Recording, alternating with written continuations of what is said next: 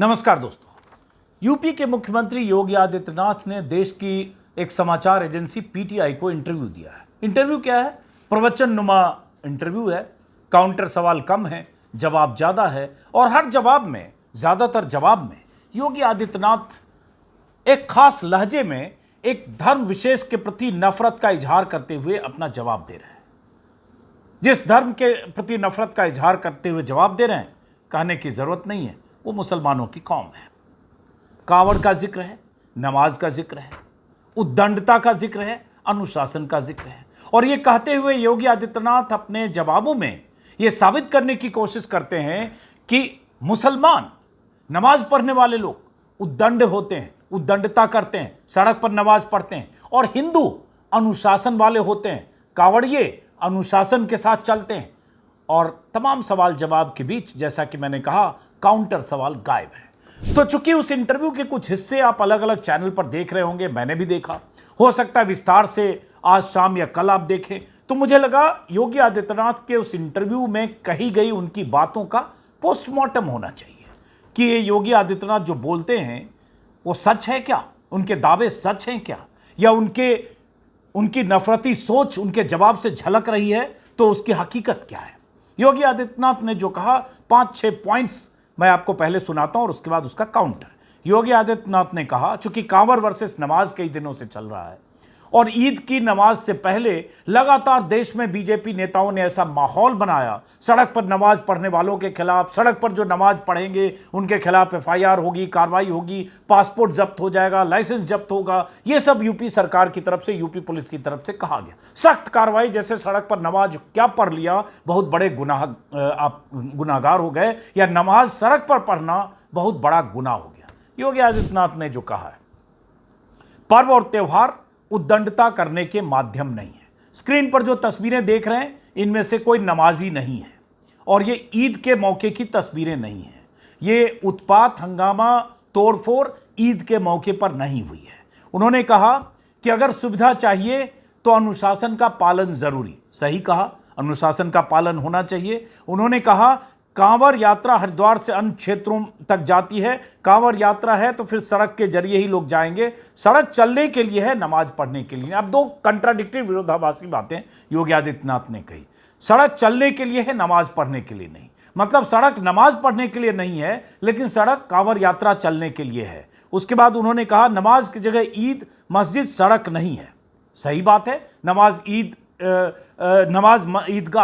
ईदगाह या मस्जिद में पढ़ी जानी चाहिए। लेकिन होता क्या है कि ईद के मौके पर, या कभी जुमे के मौके पर, या कभी किसी धार्मिक त्यौहार के मौके पर भीड़ होती है, इसलिए मुसलमानों की एक जमात कहीं कहीं सड़कों पर नमाज पढ़ती देखी जाती है या देखी गई है, और ये सालों से चला आ रहा है। लेकिन बीजेपी को इसी पर एतराज है, इसलिए योगी आदित्यनाथ ने इसने कहा कि जो सवाल उठा रहे हैं वो हिंदुओं से अनुशासन सीखें। और ये चेतावनी, धमकी लगातार बीते 4-5-6 सालों से लगातार दी गई। यहां तक कि घरों की छतों पर भी नमाज पढ़ते अगर देखे गए, उनके खिलाफ भी कार्रवाई की बात की गई। अब जो योगी आदित्यनाथ ने कहा, पर्व और त्यौहार उद्दंडता करने के माध्यम नहीं है, हिंदुओं से अनुशासन सीखें। तो क्या अनुशासन सीखें और कैसे? कांवर यात्रा में क्या होता है, क्योंकि नमाजियों को आप एक धर्म विशेष का खांचे में फिट करके, नफरत का जैसा माहौल है, इसलिए उनके खिलाफ कार्रवाई कर सकते हैं, उनके लाइसेंस भी जब्त कर सकते हैं, सलाखों के पीछे भी भेज सकते हैं, गिरफ्तारी भी कर सकते हैं, सरकार आपकी है, कुछ भी कर सकते हैं। लेकिन कांवर यात्रा के दौरान क्या होता है? सावन में जब कांवर यात्रा निकलती है, मैं रहता हूं दिल्ली यूपी बॉर्डर पर, यहां से लेकर 200-250 किलोमीटर हरिद्वार के रास्ते में पूरा हाईवे जाम होता है। हाईवे पर कांवर यात्रियों का कब्जा होता है। कई बार वन वे जाना भी मुश्किल होता है। 100-100 किलोमीटर का स्ट्रेच, 75 किलोमीटर का स्ट्रेच दोनों तरफ से बंद कर दिया जाता है। और कांवर यात्री कांवर यात्रा के दौरान कितने उत्पाती मूड में होते हैं, किस तरह से कई जगह हुड़दंग करते हैं, उसकी तस्वीरें स्क्रीन पर देखिए। और ये नमाजी नहीं है। ये कौन लोग हैं आप जानते हैं। प्रधानमंत्री मोदी कह ही चुके हैं, कपड़ों से लोग पहचाने जाते हैं। तो कपड़ों से भी पहचानिए, हाव भाव से पहचानिए, कांवर से पहचानिए। क्या इनके खिलाफ उस तरह से सख्त एक्शन होता है क्या? इन्हें सड़क पर वो सब करने की छूट है जो कांवड़ यात्रा के दौरान करते हैं? कांवड़ यात्रा के दौरान जिन्हें जिस तरह से इनका स्वागत सत्कार होता है, बड़े बड़े अधिकारी, राज्य सरकार के डीजी लेवल के अधिकारी हेलीकॉप्टर से फूलों की बारिश करते हैं, जिले के एसपी डीएम इनके पैर धोते हैं, चरण रज धोते हैं, और उसके बाद जगह जगह कांवड़िए तांडव करते हैं। यहां दिक्कत नहीं है, दिक्कत है मुस्लिम से कि सड़क पर नमाज कैसे पढ़ लिया, घर की छत पर भीड़ में नमाज कैसे पढ़ लिया। एक दिन में अगर 1 घंटे आधे घंटे किसी दिन जुमे के दिन, ईद के दिन अगर किसी ने नमाज पढ़ ली 100 200 400 लोगों ने, तो इतना बड़ा बवाल हो गया, इतनी बड़ी मुसीबत हो गई कि आप उनके खिलाफ कार्रवाई करेंगे। लेकिन ये कांवड़िए, बहुत सारी कहानियां सावन के महीने में आती है, स्क्रीन पर देखते जाइए। हरिद्वार से कांवड़ लेकर लौट रहे कांवड़ियों ने मुजफ्फरनगर में साइड लगने के बाद एक कार तोड़ दी। टकराए थोड़े से या साइड से सटा, कार तोड़ दी, आग लगाने की कोशिश की। कार सवार शख्स को ढाबे के अंदर दौड़ाकर पीटा, ढाबे में तोड़फोड़ हुई। पुलिस ने माहौल को किसी तरह से काबू किया। ये पिछले साल 21 जुलाई की घटना है। उसके बाद 21 जुलाई 2024 की घटना है। यूपी के मुजफ्फरनगर में कांवड़िए एक पेट्रोल पंप के पास रुककर आम खा रहे थे। आम की गुठली वहीं पेट्रोल पंप के पास फेंकी जा रही थी। पेट्रोल पंप के कर्मचारी ने, जिसका नाम मनोज है, उसने ऐसा करने से मना किया तो उसकी जमकर मार पिटाई कर दी गई और मनोज को कई दिन अस्पताल में भर्ती रहना पड़ा। ये भी जुलाई 2024 की घटना है। मुजफ्फरनगर में ही कांवड़ लेकर जा रहे लोगों का विवाद हुआ कुछ लोगों से, और उसके बाद लक्ष्मी फूड प्लाजा में जमकर कांवड़ियों ने तोड़फोड़ की और उसके बाद कुर्सियां तोड़ी गई और उसके बाद काफ़ी शोर हंगामा मचा। ये भी 21 जुलाई 2024 की घटना है। कांवड़ियों ने एक हुक्का ताऊ ढाबे पर तोड़फोड़ की, कुर्सी में सब तोड़ दिया। कहा कि उन्हें वहाँ लहसुन प्याज का तड़का लगा के खिला दिया गया। गौर कीजिएगा, किसी मुस्लिम का ये ढाबा नहीं था, किसी ये ताऊ हुक्के वाले का ढाबा था। गाजियाबाद के दुहाई में पुलिस की गाड़ी गलती से कांवड़ियों के लेन में घुस गई। कांवड़ियों को गुस्सा आ गया, उन्होंने गाड़ी में तोड़फोड़ की, उसे पलट दिया। पुलिस की गाड़ी का हूटर बजता रहा और कांवड़िया डर जाएंगे ऐसा नहीं हुआ, और उसके बाद पुलिस को भी बचाव की मुद्रा में आना पड़ा। ये हंगामे के वीडियो है। रुड़की में कांवड़ियों ने साइड लगने से नाराज, साइड सट गया तो कहा कि हमारा कांवड़ खंडित हो गया। ई रिक्शा को तोड़ दिया, बुरी तरह से ई रिक्शा वाले को मारा पीटा भी, ई रिक्शा को क्षतिग्रस्त कर दिया। तस्वीर उस समय की है, जुलाई 2024 की। कांवड़ियों ने कार तोड़ दी मेरठ में। 4 मुस्लिम सवार थे, जैसे रोड क्रॉस करने की कोशिश कर रहे थे, उन पर डंडे बरसाए और उसके बाद उसकी कार तोड़ दी। कांवड़ियों ने डंडे से कार तोड़ी, फिर पलट दी। आरोप है कि कांवड़िए किस साइड में कार लगे थे, मतलब वो कहते कांवड़िया कहते कांवड़ खंडित हो गया अगर कहीं से सट गया। और ऐसे भी सड़क पर इस तरह से कब्जा करके चलते हैं कि अगर बीच में क्रॉस करने की कोशिश करें या कहीं से किसी ने हल्के से ओवरटेक किया या कहीं रास्ते में कहीं सट गए बगल से, तो सब मिलकर टूट पड़ते हैं और एक झुंड होकर चलते हैं। उस झुंड के सामने किसी की हिम्मत नहीं कुछ कर। लंबी लंबी स्टोरी अलग अलग जगह की छपती है। और कांवड़ यात्रा के दिनों में सड़क को इस तरह से कब्जा करके चलते हैं जैसे बपोती है। लेकिन चूंकि योगी आदित्यनाथ ने कहा कांवड़ यात्रा है तो सड़क से निकलेगी और सड़क से निकलनी भी चाहिए, लेकिन वो व्यवस्था जिस ढंग से पुलिस की होनी चाहिए कि बाकी यात्रियों को भी सुविधा रहे, सड़क चलती रहे। मैं पिछले साल यहाँ से दिल्ली से हल्द्वानी जा रहा था और 70 किलोमीटर दोनों तरफ से हाईवे जाम था। दोनों तरफ से जाने का रास्ता नहीं था और लंबा रास्ता बुलंदशहर होके कहां होके मुझे हल्द्वानी जाना पड़ा, क्योंकि कांवड़ यात्रियों के लिए ऐसी व्यवस्था की गई कि दोनों तरफ के रास्ते, हाईवे, चौड़ी चौड़ी सड़कें बंद कर दी गई। क्यों? क्योंकि वहां सरकार को वो कांवड़ यात्री को सिर माथे बिठाना है। और यहां अगर कोई नमाज कहीं पढ़ लिया मेरठ में या कहीं पढ़ता दिख गया, उसके खिलाफ कार्रवाई करके उसका पासपोर्ट और लाइसेंस जब्त करने की धमकी देनी है या जब्त करना है, एफआईआर दर्ज होना। नमाज पढ़ने के बदले एफआईआर करना, सोचिए जरा। नमाज किसी ने पढ़ ली, सड़क पर पढ़ता देखा गया क्योंकि उसे ईदगाह या मस्जिद में जगह नहीं मिली 150 लोगों को, तो उसका पासपोर्ट जब्त कर लेंगे, लाइसेंस जब्त कर लेंगे। इस पर एडिटोरियल तक टाइम्स ऑफ इंडिया ने लिखा है कि ये कौन सा तरीका है सरकार का, सिस्टम का या बीजेपी सरकारों का, क्योंकि आप उससे आपको प्रॉब्लम है, उस धर्म विशेष से प्रॉब्लम है। कांवड़ियों के इतने उत्पात जिसमें कई धाराएं लग सकती है, मरते मरते लोग बचते हैं, कई बार वहां जमानत हो जाती है, भाग जाते हैं, कई बार छूट जाते हैं, और यहाँ सड़क पर नमाज पढ़ने के बदले आप उसका पासपोर्ट और लाइसेंस जब्त करेंगे। और योगी आदित्यनाथ कहते हैं सीखना चाहिए अनुशासन। ये अनुशासित लोग हैं। ये जो तस्वीरें आप देख रहे हैं ये अनुशासित लोगों की तस्वीरें हैं। इनसे सीखे अनुशासन, किससे सीखे अनुशासन? और अगर उत्पाती लोग होते हैं, उद्दंड होते हैं, तो हर तरफ के कांवड़िए भी हैं और वहां कोई नमाजी भी हो सकता है। उसमें आप इस आधार पर क्यों पहचान करते हैं कि भगवाधारी हैं इसलिए ये उद्दंड नहीं हो सकते हैं और ये दाढ़ी टोपी वाले हैं इसलिए उद्दंड हो सकते हैं? और शोभा यात्राओं के दौरान क्या होता है? देश भर में अलग अलग राज्यों से खबरें आती है, चाहे रामनवमी की शोभा यात्रा हो, चाहे हनुमान जयंती की शोभा यात्रा हो, चाहे किसी और काली यात्रा मूर्ति के विसर्जन की शोभा यात्रा हो, दुर्गा पूजा के विसर्जन की शोभा यात्रा हो। अलग अलग मौके पर शोभा यात्राओं के दौरान कैसे अलग अलग राज्यों में रास्ते में पड़ने वाली मस्जिदों पर भगवा झंडे फहराए गए, ये कहानियां भी आती है। और कांवड़ यात्रा के दौरान, भूल गया, याद आया मुझे, कांवड़ यात्रा के दौरान मेरे ख्याल से पिछले साल ही बरेली में, यानी पिछले से पिछले साल बरेली में एक खास रास्ते से, जिस पर मुस्लिम बहुल जो इलाका है, मस्जिद थी, डीजे लेकर कांवड़िया जाने पर अड़ गए कांवड़ियों के जत्थे, जबकि वो रूट उन्हें उस रूट से उनका जाने की अनुमति नहीं थी। और एसएसपी जो जिले के थे बरेली के, प्रभाकर चौधरी, उन्होंने रोकने की कोशिश की पुलिस फोर्स ने कि ये रूट आपके लिए नहीं है, आप इधर से जाइए। तो उसके बाद तोड़फोड़ की नौबत आई, पुलिस ने लाठीचार्ज करके कांवड़ियों को रोका, और बदले में क्या हुआ, प्रभाकर चौधरी एसएसपी का ही ट्रांसफर हो गया।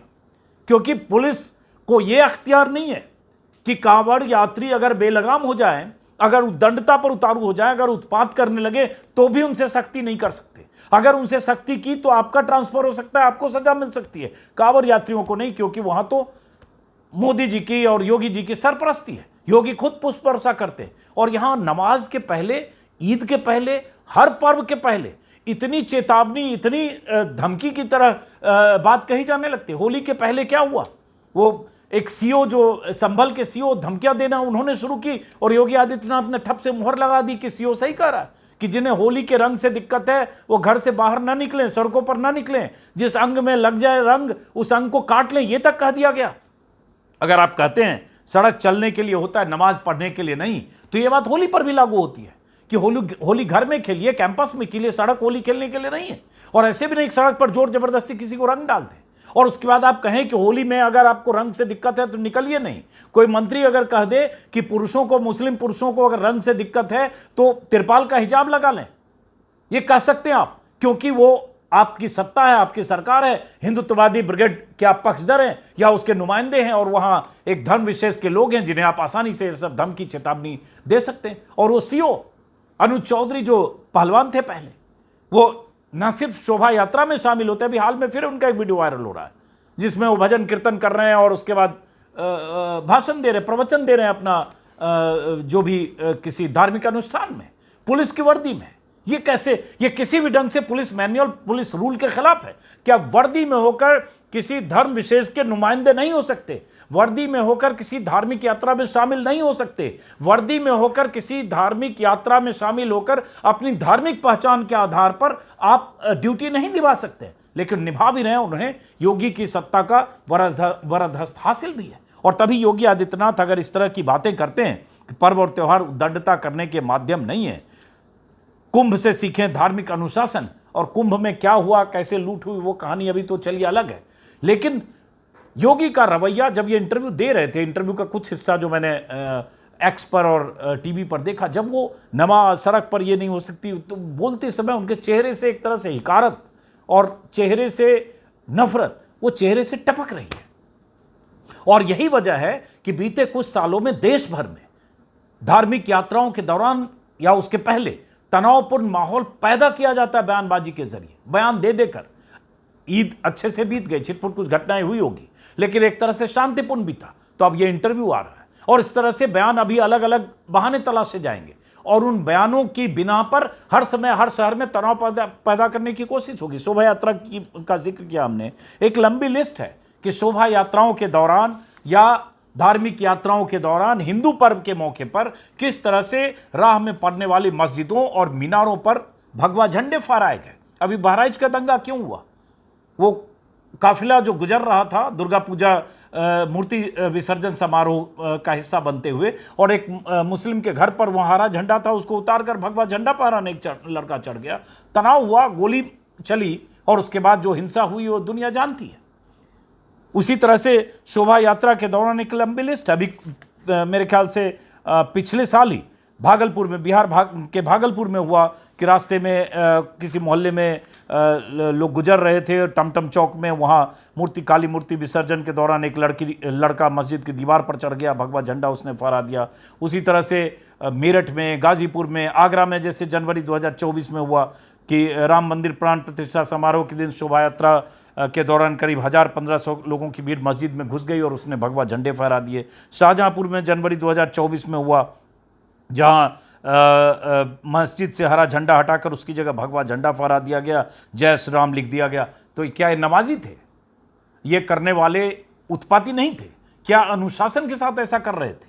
और ये कौन सा अनुशासन है या कौन सी धार्मिक प्रवृत्ति है, वृत्ति है, जिसके तहत आप दूसरे धर्म विशेष के किसी धार्मिक भवन को या धार्मिक स्थल को इस तरह से उस पर चढ़कर भगवा झंडा फहरा दो, या शोभा यात्राओं के दौरान जानबूझकर मस्जिदों के सामने डीजे रोककर या काफिला रोककर जोर जोर से डीजे बजाकर, नारे लगाकर या उत्तेजक गाने बजाकर जानबूझकर प्रवोक करते हैं, क्योंकि आपको पता है, आप चाहते हैं ऐसा कि कोई उत्तेजक स्थिति पैदा हो जाए और आपका कुछ नहीं बिगड़ेगा क्योंकि सरकार बीजेपी की है। ऐसी खबरें मध्य प्रदेश से लेकर यूपी से लेकर अलग अलग राज्यों से हर बार आती है, लेकिन क्या बिगड़ता है उनका? और क्या ऐसी प्रवृत्तियों पर रोक लगती है? क्या ऐसे लोग, ऐसे लफंगे टाइप के लोग जिनका मकसद ये होता है कि रास्ते में कुछ उत्पात करो, हंगामा करो, उद्दंडता करो, क्या वो ठहरते रुकते हैं? लंबी लिस्ट है। अलग अलग मौक़ों पर मुजफ्फरपुर में हुआ रामनवमी जुलूस के दौरान मस्जिद के गेट पर भगवा झंडा फहरा दिया गया, मोटरसाइकिल से हथियार लहराते हुए लोग दिखे। नवादा में रामनवमी जुलूस के दौरान एक मस्जिद पर भगवा झंडा फहरा दिया गया। उसके बाद बेलगावी में मस्जिद की मीनार पर भगवा झंडा फहरा दिया गया, जिसे सुबह नमाज के दौरान देखा गया, पुलिस ने हटाया, किसी तरह से तनाव को रोका गया। गंगानगर में दावा किया गया कि एक मस्जिद पर भगवा झंडा फहरा दिया गया और जय श्री राम के नारे लगाए गए। आगरा का मैंने जिक्र किया, गाजीपुर में इसके पहले हुआ रामनवमी जुलूस के दौरान मस्जिद पर चढ़कर भगवा झंडा फहराया और जय श्री राम के नारे लगाए। ऐसी स्थितियाँ क्यों हो रही है? ऐसी स्थितियां सिर्फ इसलिए हो रही हैं क्योंकि इन सब को पता है, ऐसे लोगों को, कि इस दौर में चूंकि सत्ता केंद्र में भी बीजेपी की है, ज़्यादातर राज्यों में बीजेपी की है, बीजेपी के नेता, मुख्यमंत्री, मंत्री, सांसद, विधायक सब इसी तरह की बात कर रहे हैं। एक ही नैरेटिव बार बार किसी ढंग से माहौल को सुलगाए रहो, किसी ढंग से स्थितियों को सामान्य ना होने दो, ताकि मूल मुद्दों पर कोई बात ही ना हो। लगातार हिंदू मुसलमान करते रहो, कभी औरंगजेब के नाम पर, कभी औरंगजेब की कब्र के नाम पर, कभी किसी राज्य में ज़िलों के या शहरों के या मोहल्लों के नाम बदलने के नाम पर, कभी झटका और हलाल मीट के नाम पर, कभी नवरात्र के दिनों में मीट की दुकान बंद करने के नाम पर। टारगेटेड ढंग से इसी मुद्दे को जिंदा रखो और उसके बहाने अलग हो, उसके एंगल अलग हो। यही हो रहा है नवरात्र के दिनों में। पहले ईद के 15 दिन पहले से धमकियां, चेतावनियां आने लगी कि सड़क पर जो नमाज पढ़ेंगे उनके खिलाफ कार्रवाई होगी। सड़क पर नमाज पढ़ना बहुत बड़ा गुनाह है, आप अपने घरों में, मस्जिदों और ईदगाहों में पढ़ें। और उसके बाद जब ईद गुजरने लगी, नज़दीक होने लगी, तब नवरात्र आने लगा और उसके बाद नवरात्र के समय शुरू हो गया कि भाई मीट की दुकानें बंद करो, जोर जबरदस्ती। यूपी से सटे दिल्ली में रविंद्र नेगी विधायक है पटपड़गंज के, जोर जबरदस्ती अपने इलाके में मीट की दुकानों को बंद करते देखे जा रहे हैं और देखे गए, और ये कहते हुए कि मेरे इलाके में मीट की दुकान नहीं चलेगी। अरे भाई, मीट की दुकानें अगर बंद होनी है नवरात्र में तो ये सरकार के एग्जीक्यूटिव ऑर्डर से होगा, ये फैसला सरकार करेगी, जिस भी राज्य में होगा, प्रशासनिक फैसला है। ये कोई विधायक कैसे कर सकता है जोर जबरदस्ती? कहीं का भी विधायक हो। ऐसे यूपी से जगह जगह से खबरें आ रही, ये कौन सा तरीका है? और मीट खाने वाले सिर्फ मुस्लिम नहीं हैं, मीट बेचने वाले भी सिर्फ मुस्लिम नहीं हैं। वो तो आंकड़े हैं, सार्वजनिक तौर पर 50% से ज़्यादा हिंदू मीट खाते हैं, मटन खाते हैं, मुर्गा खाते हैं, नॉनवेज खाते हैं। ठीक है, उसमें बहुत सारे लोग नवरात्र में नहीं खाते हैं, बट ये उन पर छोड़िए। ये कौन सा तरीका है कि आप थोपना चाहते हैं? और दूसरी बात, अगर सरकार को लगता है कि सारी दुकानें मीट की बंद हो जानी चाहिए, नॉनवेज की बंद हो जानी चाहिए, तो सरकार एग्जीक्यूटिव ऑर्डर निकाले, फैसला करे। फिर क्या ये जो KFC और मैकडी और ये हजारों सैकड़ों जो स्विगी के जरिए जो ऑर्डर आ रहे हैं या जो दुकान है, रेस्टोरेंट, सब वो भी बंद होंगे? लेकिन नहीं, यहाँ एजेंडा है कि आपको मुस्लिम ठेहे वाले, मुस्लिम दुकान वाले, मुस्लिम मीट वाले, मुस्लिम खोमचे वाले, उनको टारगेट करना है। उनको टारगेट करने के लिए तरह तरह के बहाने तलाशने और हर समय एक नया एजेंडा तलाशना है। उसी एजेंडे के तहत अब नवरात्र में 9 दिन ये चलेगा, जब नवरात्र खत्म हो जाएगा फिर कोई और तलाशा जाएगा। बहरहाल स्थितियां बदलने नहीं जा रही है, क्योंकि बीजेपी नेतृत्व टॉप टू बॉटम लगातार यही चाहता है कि किसी भी ढंग से यही मुद्दा जिंदा रहे। ये ऐसा मुद्दा है कि बहुसंख्यक हिंदू आबादी को लगातार उसके चेतना में जहर का प्रवाह इतनी तेजी से भरता रहता है कि वो बाकी मूल मुद्दे छोड़कर खाली उसके दिमाग में ये रहे कि उसके हिंदुत्व धर्म ध्वजाधारी जो नेता हैं वो उनकी पक्षधरता के लिए इतनी बातें करते हैं, इसलिए उनको इसी पर ध्यान देना है, इसलिए उनके लिए नवरात्र है, इसलिए उनके लिए औरंगजेब है, इसलिए उनके नाम बदलना है, इसलिए ये सारी बातें, और इसलिए आप इस तरह की बातें सुनते रहते हैं। चैनल भी इसी तरह का नैरेटिव घटता रहता है। योगी के बयान को मैं इसी संदर्भ में देखता हूं कि शांतिपूर्ण ढंग से बीत गया, अब कुछ और बहाने तलाशे जाएंगे, क्योंकि कुछ न कुछ करते रहना। और ये कपड़ों से पहचाने जाने वाले लोग हैं, ये 80-20 का नारा देने वाले लोग हैं, ये उस तरह के बयान देने वाले लोग हैं जिन्हें हर वक्त सालों भर 365 दिन एक ही नैरेटिव चलाना है। वक्त के हिसाब से उस नैरेटिव का जो ये है बयान वो बदलता है, मुद्दे बदलते हैं। तो चलिए फिलहाल इस वीडियो को यहीं खत्म करते हैं, इस नाउम्मीदी के साथ कि स्थितियां अभी बदलने नहीं जा रही हैं। फिर मुलाकात होगी। नमस्कार।